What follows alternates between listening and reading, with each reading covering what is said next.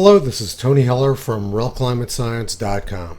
Once the press starts running with some fake news, it seems they want to repeat it over and over again. August 18th, 2022.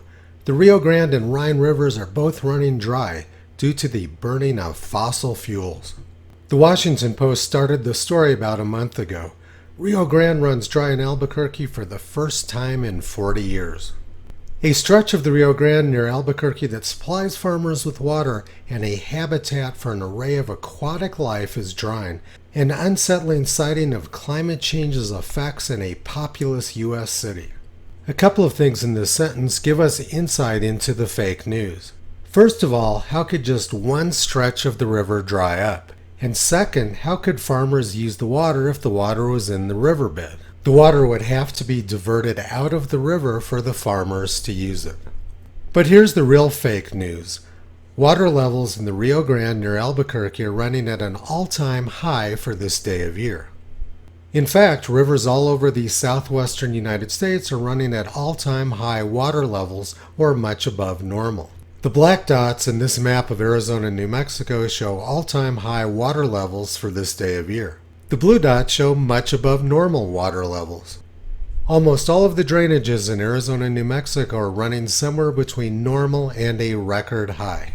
The southwestern United States has had an historically wet summer. Over the past 2 months, some parts of New Mexico and Arizona have received more than 20 inches of rain. That's about as much precipitation as these locations normally receive in a year. Now let's look at how the Washington Post created this fake news.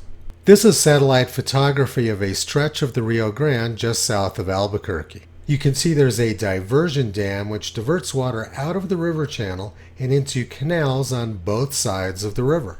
Then this water is used by Native Americans at Isleta Pueblo in order to grow food. They can't use the water for their farms if the water remains in the river channel. The Washington Post has no interest in the truth. Their goal is to demonize fossil fuels. And other members of the press are repeating the same fake news over and over again. Now let's look at the other half of the fake news. CNET says the Rhine River is running dry due to the burning of fossil fuels. For the press, the term climate change is synonymous with the burning of fossil fuels. If the press did any actual research, they would have known that the Rhine and other rivers in Europe have dried up many times throughout history. In the year 1000, European rivers ran dry under the protracted heat. The fish were left dry in heaps and putrefied in a few hours. In the year 1132, not only did the rivers dry up, but the ground cracked and became baked to the hardness of stone. In 1303 and 1304, the Rhine, Loire, and Seine ran dry.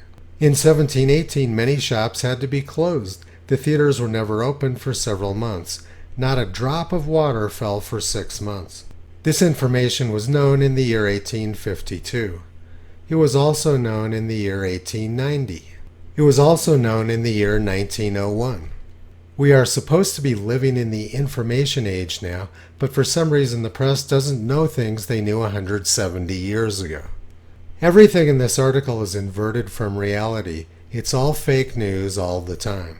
Toto's been pulling back the curtain on this massive fraud and warning about the consequences for the past 14 years. You can visit him, Kyrie Caesar, Toki and Upala on the web at realclimatescience.com.